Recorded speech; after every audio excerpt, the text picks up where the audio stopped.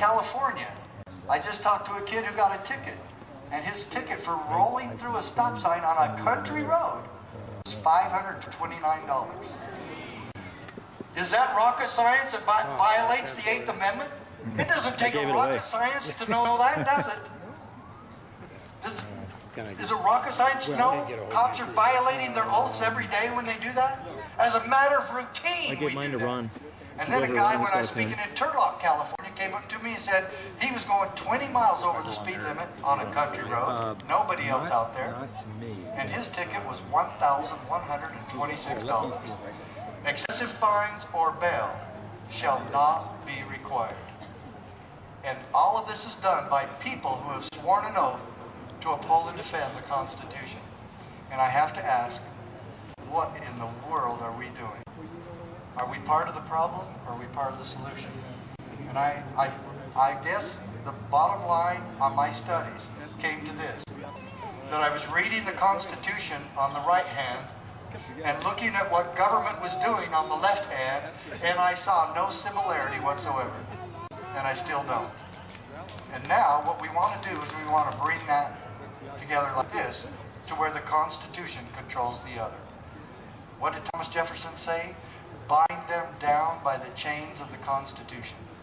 That's what states and counties and cities should be doing.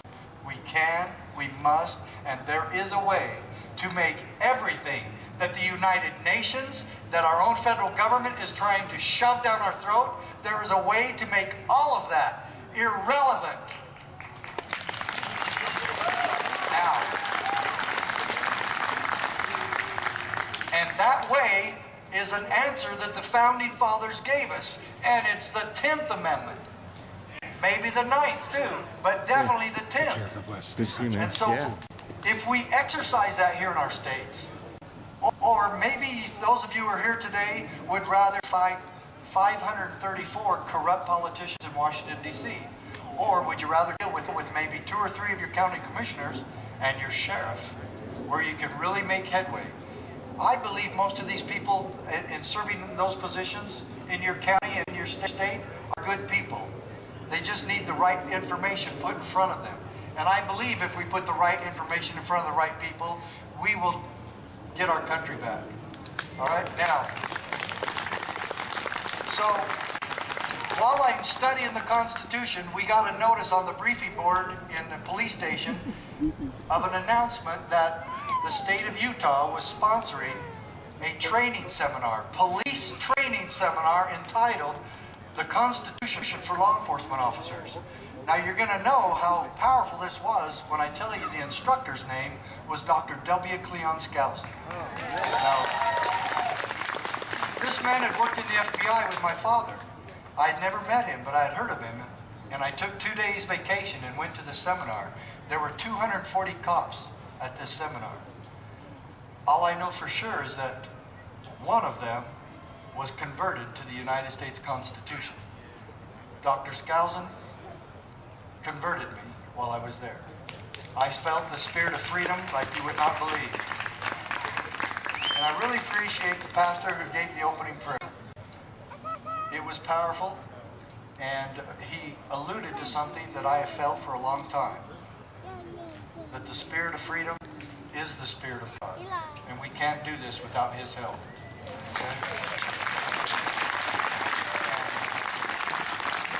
And so at one point during this seminar, I made another commitment to myself. I said, I will never be on the wrong side again. And Dr. Skousen handed me his book entitled The Making of America. And that's all this training was about. Police training was about learning about the Founding Fathers and the making of America, and the miracle that America was in the first place.